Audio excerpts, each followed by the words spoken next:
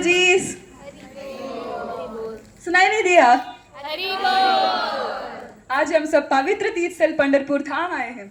जानते हैं, इसे भूलोक का वैकुंठ भी माना जाता है। ये finally made it to Vaikuntha. इस पावन स्थल पर श्री कृष्ण की परम प्रिया श्री रुक्मिणी जी ने तपस्या की थी। इस पावन स्थल पर अनेक संत और महापुरुष प्रकट हुए हैं, जैसे संत एकनाथ, संत नामदेव, संत तुकाराम तथा संत पुंडलीक आदि। आज हम आपको एक ऐसे भक्त की भक्ति का उल्लेखन करेंगे जिसने अपनी विशुद्ध भक्ति से सर्वाकर्षक भगवान श्री कृष्ण को न सिर्फ अपनी तरफ आकर्षित किया, बल्कि उन्हें उसी स्थान पर खड़े रहकर भक्तों को दर्शन देने का निवेदन किया है। जानते हैं वो भक्त कौन है? जी हाँ, वो भक्त और कोई नहीं, भक्त पुंडलीक है। यहाँ पंढरपुर में भगवान पुंडलीक हरि विठल के नाम से प्रसिद्ध है। आज हम आपको भक्त पुंडलीक की कथा एक छोटी सी नाटिका के रूप में दिखाते हैं। पुंडलीक अपने पिछले जन्म में मुचकुंद महाराज थे, जिन्होंने देवताओं की सहायता की और वरदान में निद्रा मांगी थी और मांगा, जो भी उसके नींद में बाधा डालेगा वो राख हो जाएगा। इस वरदान को श्री कृष्ण द्वापर युग में काल्यवन नामक राक्षस को मारने के लिए उपयोग करते हैं। लेकिन अपने पिछले जन्म के कुछ कर्मों के कारण पुंडलीक का व्यवहार उनके माता पिता की प्रति अच्छा नहीं था।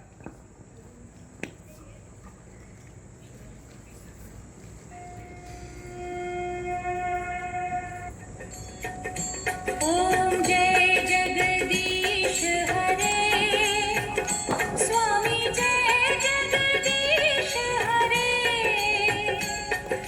भक्त जनों के संकट, दास जनों के संकट, क्षण में दूर करे। ओम जय जगदीश हरे। अहो, ये क्या शोर है? अभी तो सूरज पूरा उदय भी नहीं हुआ और उससे पहले ही ये शोर शराबा चालू हो गया। पूरी नींद खराब कर दी इन्होंने। आई बाबा, ये सुबह सुबह क्या लगा रखा है?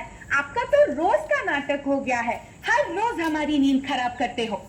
बेटा, ऐसे क्यों कह रहे हो? हम आरती कर रहे हैं बेटा, आओ तुम भी आरती कर लो। ये सब तो वो करते हैं जिनके पास कोई काम न हो।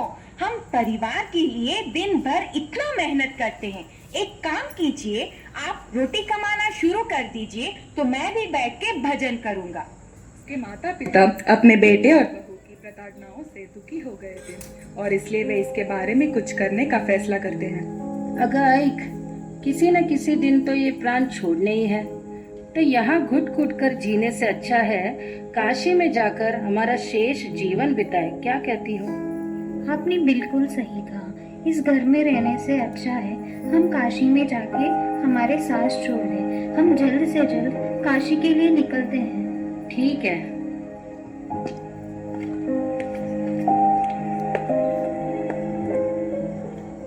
बेटा पुंडलीक, काही झाला बाबा?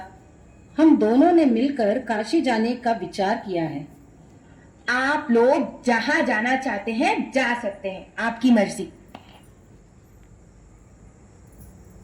नो, आई बाबा दोनों ने काशी जाने का निश्चय किया है। आखिर में उन्होंने एक तो अच्छा निर्णय लिया है। अच्छा है, पीड़ा गई। मुझसे ये रोज रोज की सेवा नहीं होती। लेकिन अगर हम उन्हें अकेले भेजेंगे तो लोग हमारे बारे में बुरी बातें बनाएंगे। इसलिए हम उनके साथ चलते हैं और उन्हें वहां छोड़कर फिर लौट आएंगे। तुम क्या कहती हो? हाँ, तुम्हारी बात सही है, ऐसा ही करते हैं। पर मुझसे उतनी दूर पैदल नहीं चला जाएगा। ओ प्रिय, घबराओ मत। मैं तुम्हारे कोमल पैरों को बिल्कुल तकलीफ नहीं होने दूंगा। मैं तुम्हारे लिए एक घोड़े का इंतजाम कर दूंगा। पर घोड़ों की देखभाल कौन करेगा? तुम क्यों फिक्र करती हो? आई बाबा है ना। पुंडलीक और उसका परिवार काशी के लिए निकले। शाम हो जाती है तो रास्ते में पुंडलीक की पत्नी थक जाती है। अहो, मैं बहुत थक गई हूँ। और कितनी दूर है? आगे का रास्ता भी नहीं पता। वहाँ एक आश्रम दिखाई दे रहा है। ये किसी संत का आश्रम दिखता है। चलो वहाँ चलकर पूछते हैं। वो आश्रम एक सिद्ध संत कुकुट मुनि का आश्रम था, जिन्होंने उनको विश्राम की अनुमति दी और आश्रय प्रदान किया। रात्रि के समय पुंडलिक एक अद्भुत और आश्चर्यचकित दृश्य देखता है कि 3 कुरूप और दूषित स्त्री जल पात्र लेकर आश्रम में प्रवेश करती हैं और सफाई करते करते कुरूप से दीप्तिमान सुंदर रूप प्राप्त करती हैं। शुरू में पुंडलिक उन लोगों को देखकर घबरा जाता है, परंतु उसे रहा नहीं जाता और वो उनके पास जाकर उनसे उनकी पहचान के बारे में पूछता है। देवी, अब तीनों कौन हैं? और यहाँ जल छिड़क कर सफाई करके अब कैसे इतने सुंदर बन गई? हम 3 नदियां हैं, मैं गंगा, यह यमुना और यह सरस्वती। हम तीनों यहाँ प्रतिदिन आते हैं कुकुट मुनि की सेवा करने के लिए। आप तीनों बहुत पवित्र नदियां हैं, तो फिर आप इस मुनि की सेवा क्यों करते हैं? उनमें ऐसी महान बात क्या है? हाँ, हम नदियाँ पवित्र तो है, पर मनुष्य के पाप भी धोते हैं।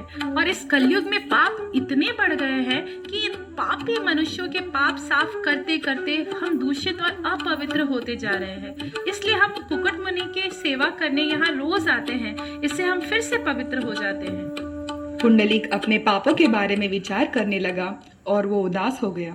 तभी पर पुंडलिक, तुम तो एक पापी, दूषित और संत लोगों के आलोचक एवं अपराधी हो। क्या बनोगे तुम ऐसा व्यवहार करके? मनुष्य का जीवन जो तुमको मिला है वो बहुत दुर्लभ होता है। इसको सही से इस्तेमाल करना चाहिए, वरना इतना अमूल्य जीवन को तुम खो दोगे। हम सब आत्मा है और ये भौतिक शरीर नहीं। और आत्मा का सबसे बड़ा धर्म है भगवान की भक्ति और वैष्णव की सेवा। पुंडलिक बहुत भावुक हो जाता है और सोचकर रोने लगता है कि मैंने भी बहुत सारे पाप किए हैं, मेरे पाप तो क्षमा के लायक भी नहीं है। अब मैं क्या करूं? किस प्रकार मैं मेरे अवगुणों को त्याग कर एक साधु जीव बन सकता हूं? इस प्रकार रोते हुए पुंडलिक नदियों से पूछता है। हाँ, मैं एक पापी हूँ और मैंने बहुत सारे दुष्कर्म किए हैं, पर अब मैं समझ गया हूँ कि मेरा जीवन कितना कीमती है। लेकिन मैं जानना चाहता हूँ कि अभी ऐसा क्या कर सकता हूँ कि मेरा मन सभी अवगुणों से दूर हो जाए और सत्कर्म करे और मेरा मन भक्ति में लीन हो जाए। ऐसा कोई मार्ग है? मैं आपके शरण में आया हूँ, कृपया मुझे निश्चित रूप से बताएं कि मेरे लिए सबसे अच्छा क्या है। हे पुंडलिक, कृपया उठिए। आपका मानव जन्म आज पूर्णता को प्राप्त हुआ है। यह आपका महान सौभाग्य है कि आपको कुकुट मुनि और हम तीनों का दर्शन प्राप्त हुआ है। अब आपको ज्ञान की दृष्टि प्राप्त हुई है। हम तुम्हें शास्त्र में दिए गए पवित्र गुणों के बारे में बताते हैं।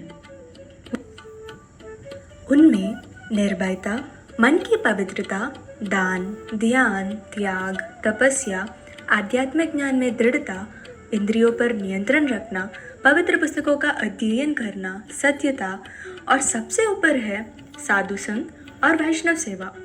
इन सभी गुणों से ही हम भगवान को पा सकते हैं और इन गुणों को पाने के लिए हमें वैष्णव सेवा करनी चाहिए। इससे ही हमें विनम्रता प्राप्त होगी और हम इन गुणों को प्राप्त करने लायक होंगे। फिर साधु संग में रहते हुए इन गुणों को संरक्षित करना चाहिए। हमारे शास्त्रों में वैष्णव सेवा को बहुत महत्व दिया गया है। भगवान श्री कृष्ण भी भगवत गीता में कहते हैं, जो मेरे भक्त है वे वास्तव में मेरे भक्त नहीं, पर जो मेरे भक्त के भक्त है वह मेरे भक्त है। और वैष्णव सेवा में सेवा पाने वाले से ज्यादा सेवा करने वाले आनंदमयी होते हैं। और पुंडलिक, तुम्हारे माता पिता भी वैष्णव है, पर तुमने उनको बहुत कष्ट दिया, उनका अपमान किया और अहंकार रूप व्यवहार किया। अब जाओ और अब से उनकी सेवा करो। कुकुट मुनि भी एक महान ब्राह्मण है। वह बहुत पवित्र और शुद्ध आचरण वाले हैं। उन्होंने अपने जीवन में कई पवित्र कार्य किए हैं, इसीलिए हमने उनकी सेवा करते हैं। तुम्हें भी उनकी सेवा करनी चाहिए। इस घटना के बाद पुंडलिक का संपूर्ण हृदय परिवर्तन हो गया और एक महान भक्त बन गया। वो अपने पापों से मुक्त हुआ। उसने अपनी पत्नी को भी सही रास्ता दिखाया और वो भी आय बाबा और वैष्णवों की सेवा करने लगी। हर रोज पुंडलिक सबकी सेवा करते, शास्त्र पढ़ते, दान देते और अपने जीवन व्यतीत करते। एक दिन ऐसा हुआ कि जब श्री कृष्ण भगवान दंडीवान से गुजरते हैं, तब उन्हें अपने परम भक्त पुंडलिक को मिलने का मन किया। तो पुंडलिक के घर आए माधव। तब पुंडलिक अपने आय बाबा की सेवा में लीन थे। उनके आई बाबा उनके गोद में सोए हुए थे। ये रोशनी कहाँ से आ रही है? तब माधव घर के दरवाजे पे खड़े होके बोलते हैं, हे पुंडली, मैं आपका प्रभु आपको देखने के लिए आया हूँ। हे प्रभु, आप? हाँ पुंडलिक, प्रभु मैं आपको देखने के लिए तरस रहा हूँ, पर अभी मैं अपने आई बाबा की सेवा में हूँ। मैं नहीं चाहता हूँ कि वे लोग मेरे वजह से नींद से उठ जाए, इसलिए आप कृपया इस ईंट पे खड़े हो जाएं और मेरे आने तक प्रतीक्षा करें और मुझे क्षमा करें प्रभु, क्षमा करें। कोई बात नहीं पुंडली, मैं तुम्हारे लिए तुम्हारे आने तक निरीक्षण कर सकता हूँ। तुम मेरे परम भक्त जानुदेव और सत्यवती की सेवा में लीन हो और मैं इस बात से प्रसन्न हूँ। विठल देव पूरी समय आनंदित रूप से पुंडलिक को माता पिता की सेवा करते हुए देखते रहते हैं।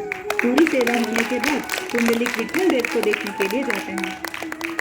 हे प्रभु, हे अचल अच्युत अद्भुत रूप, आप मेरे लिए आए हो। मेरा जीवन धन्य हो गया प्रभु, धन्य हो गया। कुंडली, आप पूर्व जन्म में मेरे बड़े भक्त थे, पर पिछले जन्म कुछ दुष्कर्म के कारण तुम इस जीवन के कुछ समय तक बुरे कर्म करते रहे, पर अब तुम मेरे अत्यंत प्रिय भक्त हो गए। तुम्हारे वैष्णव सेवा के कारण मैं तुम्हें एक वरदान देना चाहता हूँ। स्वयं आप ही मेरे सामने खड़े हो, मुझे और क्या चाहिए विठल? मुझे तुम्हें वरदान देने में खुशी होगी, कुछ तो मांगो पुंडली। प्रभु, मेरी प्रार्थना है कि आप हमेशा यहाँ वास कीजिए और सभी जो आपके भक्त हो या अभक्त, साधु हो या मूर्ख, सबको आपका दर्शन और कृपा प्राप्त हो प्रभु। मैं तुम्हारे निर्मलता और दया से और भी प्रसन्न हूँ। तथास्तु। यह तीर्थ किसी और तीर्थ से अधिक पवित्र होगी। मैं यहाँ अपने वास्तव रूप में वास करके शास्त्रज्ञान और मूर्ख दोनों को भक्ति प्रदान करूँगा। यह स्थान तुम्हारे नाम से जाने जाएगा।